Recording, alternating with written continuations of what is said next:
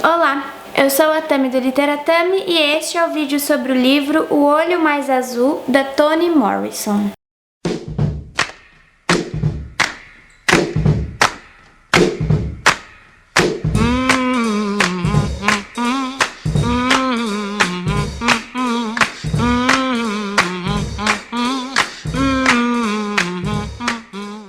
Toni Morrison ganhou o Nobel de Literatura em 1993. Ela foi a primeira mulher negra a receber o Nobel de Literatura.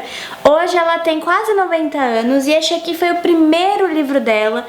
Eu fiquei super feliz quando a TR Livros enviou esse livro para os associados, porque eu já tinha muita vontade de conhecer a obra da Toni Morrison e eu sempre priorizo as obras iniciais para entrar em contato com autores pela primeira vez. Quem indicou essa obra foi a Djamila Ribeiro, e aqui no livro tem um prefácio escrito pela Djamila, em que ela usa duas palavras para descrever as sensações que ela teve durante a leitura, e eu acho que essas duas palavras foram muito bem escolhidas porque elas perpassam mesmo o nosso corpo de leitor durante toda a experiência de leitura, que são as palavras emoção e desconforto. A primeira coisa que me chamou a atenção neste livro foi o modo de narrar meio estranho da parte inicial dele, da primeira seção do livro, né, que antecede os capítulos de fato. Aqui eu vou ler o primeiro parágrafo então, que é o seguinte: esta é a casa, é verde e branca, tem uma porta vermelha, é muito bonita. Esta é a família. A mãe, o pai, Dick e Jane moram na casa branca e verde. Eles são muito felizes. Veja a Jane. Ela está de vestido vermelho. Ela quer brincar. Quem vai brincar com Jane? E assim por diante, essas frases se repetem, depois elas se repetem sem pontuação e depois desse modo assim, com as palavras todas juntas.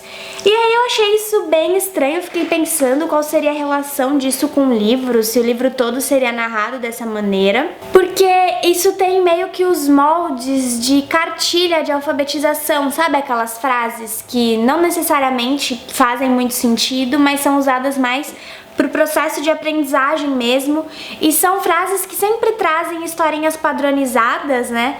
Como se todas as famílias fossem assim, que não chamem muita atenção da criança para o conteúdo, mas mais para a forma. Mas o que a Toni Morrison vai fazer aqui com os parágrafos seguintes, eliminando a pontuação e depois juntando as palavras todas, é justamente reformular. Fazendo ressurgir essas frases, ela reformula a noção de padronização que a gente tem na nossa cabeça quando pensa em família, quando pensa em alfabetização de crianças. E do mesmo modo, ela também vai reformular e ressignificar, singularizar a noção de estações do ano, porque cada um dos capítulos do livro traz o nome de uma estação do ano, começando pelo outono. Então, todo mundo passa pelo outono, pelo inverno, primavera, verão, mas cada um vive a sua vida de um modo muito particular. E a vida a qual nós vamos acessar com este livro é a vida da Pécula. A Pécula é uma garotinha negra que mora em um bairro lá nos Estados Unidos, primordialmente formado por pessoas negras, e ela passa por alguns conflitos familiares. O pai dela vai preso, a mãe dela também acaba não podendo mais ficar com ela, e o serviço social a envia temporariamente para ficar na casa da Claudia McTeer, que também é uma garotinha mais ou menos da idade dela e que vai ser uma das narradoras do livro. E a gente acompanha então o momento em que a Pécula chega na casa da Cláudia. A Cláudia tem uma irmã, que é a Frida, e elas vivem juntas por um tempo, e por mais que todas elas sejam criancinhas negras, a Pécula tem um tratamento diferenciado por parte de todo mundo. Ela é muito maltratada. Primeiro por uma questão de colorismo, porque a pele dela é mais escura do que a dos outros, ela é negra também, mas a pele é mais escura. E em segundo lugar, por uma questão econômica, ela passa por muitas dificuldades financeiras, a família dela não tem condições nenhuma de se manter economicamente mesmo, é uma família realmente bem pobre. E essa noção de inadequação da Pécula, ela é descrita de um modo muito afiado. Aliás, todas as descrições aqui da Toni Morrison Morrison são impressionantes pela potência delas. E eu tenho a sensação de que, pelo menos pra mim, elas foram muito sorrateiras, no sentido de que eu não percebi de imediato o impacto que elas teriam, a profundidade com que elas me afetariam. Foi como se eu tivesse cortado meu dedo com papel, sabe? Quando você não está esperando, você tá manuseando o papel ali com inocência e de repente ele te causa um corte profundo. E foi mais ou menos isso que a narrativa da Toni Morrison causou em mim. Vou ler pra vocês um trecho que nessa edição tá na página 44, que demonstra bastante a capacidade da Toni Morrison de descrever a inadequação dessa personagem, dessa família, que é a família Breedlove, que é a família da Pécula. Ela diz assim: a população daquela área variava tanto que provavelmente ninguém se lembra de muito tempo atrás, antes da época dos ciganos e dos adolescentes, quando os Breedlove moravam ali, aninhados na parte da frente da loja, apodrecendo juntos no entulho conseguido da veneta de um corretor de imóveis. Eles entravam e saíam de mansinho daquela caixa de pintura cinza descascada, sem criar agitação no bairro, som na força de trabalho ou problemas no gabinete do prefeito. Cada membro da família em sua própria cela de consciência, cada um fazendo a sua colcha de retalhos da realidade, coletando fragmentos de experiência aqui, pedaços de informação ali. A partir das minúsculas impressões que compilavam uns dos outros, criaram uma sensação de fazer parte do lugar e tentaram se arranjar com o que viam um no outro. Bom, então essa família Breedlove, ela é uma família que vive em condições muito precárias, elas praticamente não vivem, elas sobrevivem, né? Eles, na verdade, todos os membros da família. E parece que a existência deles só adquire sentido e singularidade pelas brigas que eles têm. São brigas constantes, principalmente entre os pais da Pécula. A mãe e o pai dela brigam muito, assim, não só verbalmente, mas também fisicamente. E eu enxerguei isso como talvez um modo de ser livre que eles tinham, era a única maneira que eles tinham de assumir, em certa medida, um pouco de autonomia ou de autoridade que lhes eram completamente negadas no mundo lá fora, fora da casa. Então é como se irromper um contra o outro dentro do círculo familiar fosse o único escape possível para aquela existência que se resumia em sair para trabalhar e servir pessoas mais favorecidas economicamente e não por acaso brancas, e depois voltar para casa e poder reinar um pouco a partir da violência. Então aqui a gente entra naquela noção de referência. Quais são as referências dessa criança, a Pécula, vivendo em um lar desse? Qual que é a referência que ela tem de amor? Quando ela fala aqui do amor, chega a dar um aperto no coração, porque para ela, o que ela enxerga como amor é terrível. Qual que é a noção que ela tem de liberdade, de respeito, de afeto? Até mesmo se a gente for pensar em qual é o modelo de homem para Pécula, o modelo de homem que ela tem é o pai, que é uma pessoa completamente agressiva, violenta e abusador. As mulheres que ela tem acesso, que ela enxerga como modelos, né, de mulheres negras adultas, são algumas prostitutas que vivem perto da casa dela e que ela costuma visitar, ou a mãe dela, que também é uma pessoa bastante violenta e que só mobiliza carinho e atenção para as pessoas brancas para quem ela trabalha e que ela serve. E vendo isso, a Pécula acaba pensando, ela cria na cabeça dela a ideia de que ela só vive nessa miséria toda e é tão maltratada por ser feia. Todo mundo, quando fala da Pécula, fala que ela é muito feia. Ela acha que ela é muito feia mesmo, e ela acredita que tendo olhos azuis, se ela tivesse olhos azuis, ela poderia ser um pouco mais feliz. Então a gente entrou no terreno da questão do padrão da beleza e da questão também da representatividade. Por que que ela acha que tendo olhos azuis ela vai ser bem aceita, vai ser mais bem tratada? Porque ela tem como padrão máximo de beleza, e não só ela, naquela época em que ela vive, existiu de fato uma atriz chamada Shirley Temple, que tinha mais ou menos a idade dela, e que era uma garotinha branca, com os olhos muito claros e que causava assim devoção em todo mundo achava ela linda, angelical, ela era muito querida e amada por todos. E a Pécula, coitada, naquela inocência infantil mesmo e sem poder acessar o profundo das coisas, ela achava superficialmente que a razão da vida das outras pessoas ser melhor é que elas eram mais bonitas, ou seja, elas eram brancas, tinham olhos azuis. E ela fica fascinada por aquela magia que essa Shirley Temple e que todas as outras crianças brancas exerciam sobre os outros, e não só sobre os outros brancos, mas especialmente sobre os negros. Então na página 58 tem um trecho que fala disso. Eu pelo menos acho isso muito triste, imaginar que isso possa realmente acontecer, e até hoje. E aqui nessa página 58 tem um momento em que a Pécola vai comprar alguma coisa no mercadinho e tem um cara que tá lá para atender as pessoas e ele nem sequer a enxerga. E o narrador diz o seguinte: não há ver, porque para ele não há nada a ver. Como é que um comerciante branco, imigrante de 52 anos, com gosto de batatas e cerveja na boca, a mente adestrada na Virgem Maria de olhos meigos, a sensibilidade embotada por uma permanente consciência de perda, pode ver uma menina negra? Nada em sua vida nunca sequer sugeriu que a proeza fosse possível, que dirá desejável ou necessária. A total ausência de reconhecimento humano, a vitrificada separação. Não sabe o que mantém o olhar dele suspenso. Tem gume, em algum ponto na pálpebra inferior está a aversão. Ela, a Pécola, a tem visto à espreita nos olhos de todos os brancos. Deve ser por ela a aversão, pela sua negritude. Tudo nela é fluidez e expectativa, mas sua negritude é estática e medonha.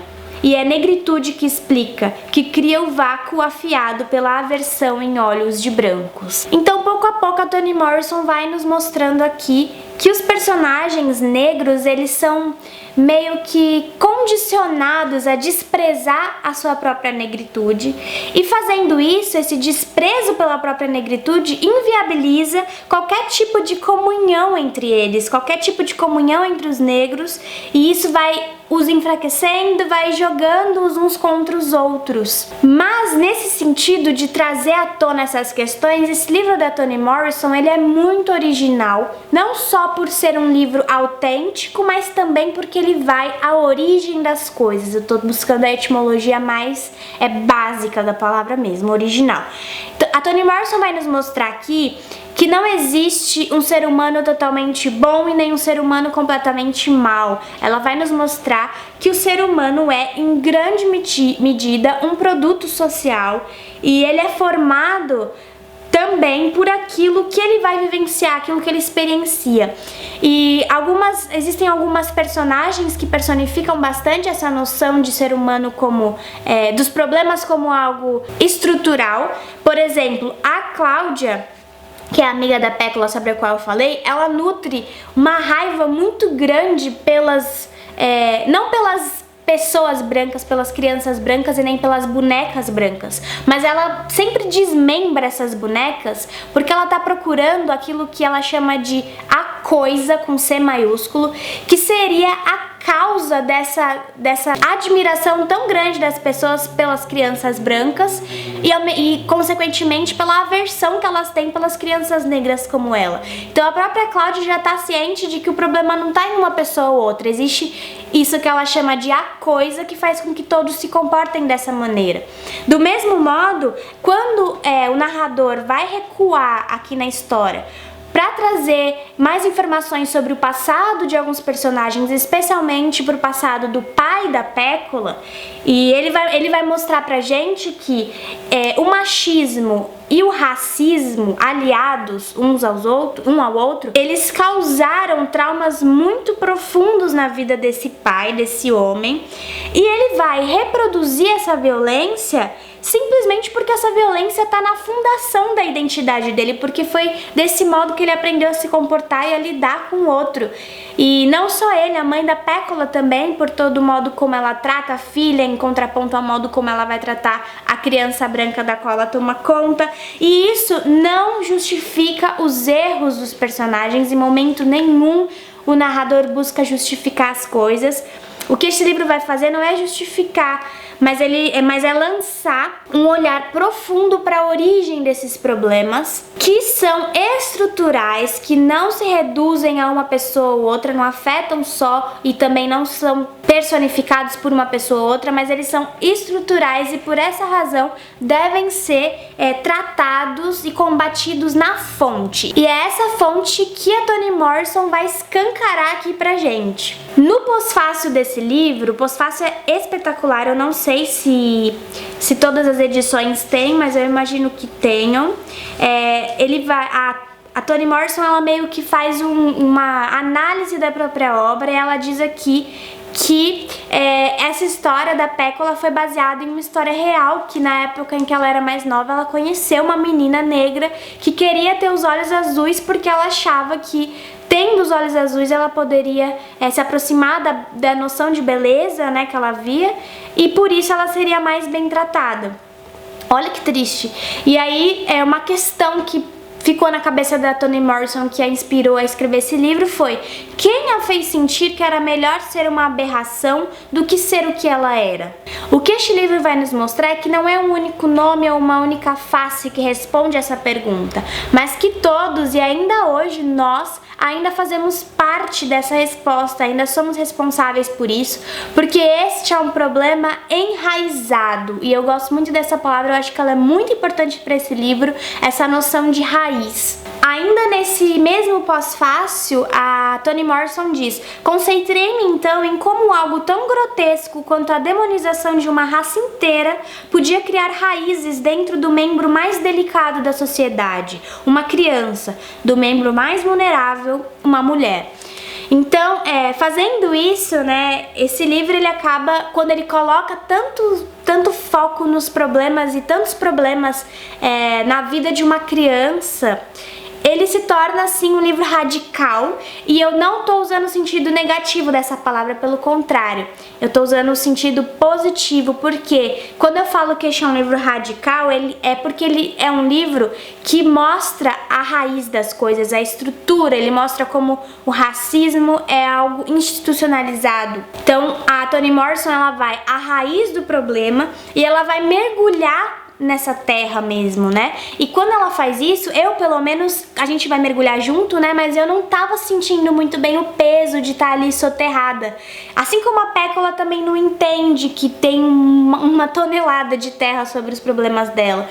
E eu só fui perceber o quão fundo a gente tava chegando com esse livro quando eu terminei a leitura. E aí, quando eu terminei a leitura, eu me lembrei do trecho inicial do livro, que é a primeira vez em que a Cláudia vai falar, e que ela diz o seguinte, nesse primeiro trecho ela já vai nos falar que, então não é spoiler, tá logo na cara do livro, ela vai falar pra gente que a Pécola tava grávida, que ela tinha e o bebê dela não sobreviveu. E pior ainda, ela vai falar pra gente quem é o pai desse bebê. E pra falar disso, dessa tentativa que ela e a irmã dela tiveram de fazer com que o bebê da Pécola sobrevivesse, ela vai usar algumas palavras muito importantes, que são as seguintes: passou-se um longo tempo até que minha irmã e eu admitíssemos para nós mesmas que não ia sair broto algum das nossas sementes. Quando entendemos isso, só aliviávamos nossa culpa com brigas e acusações mútuas sobre a responsabilidade pelo fato. Durante anos achei que minha irmã tinha razão. A culpa foi minha. Eu as tinha plantado fundo demais na terra. Jamais ocorreu a nenhuma das duas que a própria terra pudesse estar improdutiva. Tínhamos jogado as sementes no nosso canteiro de terra negra, exatamente como o pai de Pécola havia jogado as suas no canteiro de terra negra dele. Nossa inocência e nossa fé não foram mais produtivas do que a luxúria ou o desespero dele. O que está claro agora é que de toda a nossa esperança, do medo, luxúria, amor e pesar, não resta nada além de Pécola e da terra improdutiva. Charlie Breedlove está morto, nossa inocência também. As sementes murcharam e morreram, o bebê dela também. Não há realmente mais nada a dizer, a não ser porquê. Mas, como é difícil lidar com o porquê, é preciso buscar refúgio no como. Foi então, quando eu terminei de ler esse livro, que eu me lembrei dessa parte inicial, que eu prestei atenção nessa noção de terra improdutiva.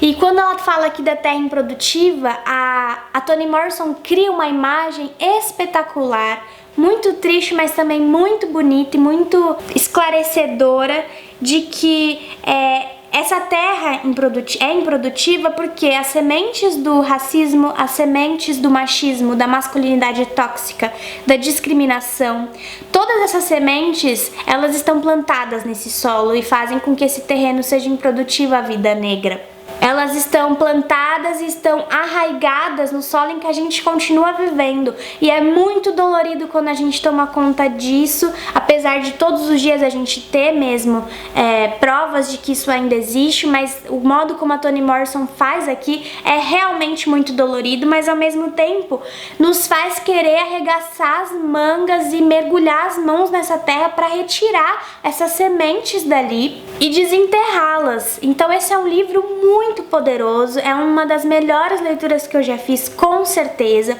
E tudo isso assim aliado à consistência impressionante, a incisão absurda da prosa inaugural da Toni Morrison. O primeiro livro dela, ela já conseguiu, assim, nossa, impactar o leitor de um modo que é difícil de encontrar. Então o que eu posso dizer é que eu recomendo sim e muito este livro, mas é preciso estar preparado porque não é uma leitura confortável. E aí eu relembro das palavras da Djamila Ribeiro, que são emoção e desconforto, e elas duas juntas fazem com que a gente queira se movimentar mesmo, sabe? Então é um livro maravilhoso, eu quero ler tudo dessa autora. Essa edição, como eu falei, foi publicada pela Tag Livros, com prefácio da Djamila, pós-fácil da Toni Morrison e tradução do Manuel Paulo Ferreira, em parceria com a Companhia das Letras. Se você quiser assinar a Tag Livros, você pode usar aí o meu código. Tanto eu quanto você ganhamos R$35 para usar na lojinha da Tag. E enfim, eu acho que é isso. É bem difícil falar sobre esse livro. Falar sobre ele faz com que ele fique ainda mais forte, sabe? E eu espero que você tenha gostado do vídeo. Se você gostou, não se esqueça de curtir. Comenta aí embaixo se você já leu, qual foi a sensação que esse livro te causou. Inscreva-se no canal se você for novo por aqui e acompanhe a Literatami nas outras redes sociais. Muito obrigada e eu vejo vocês no próximo vídeo. Tchau, tchau!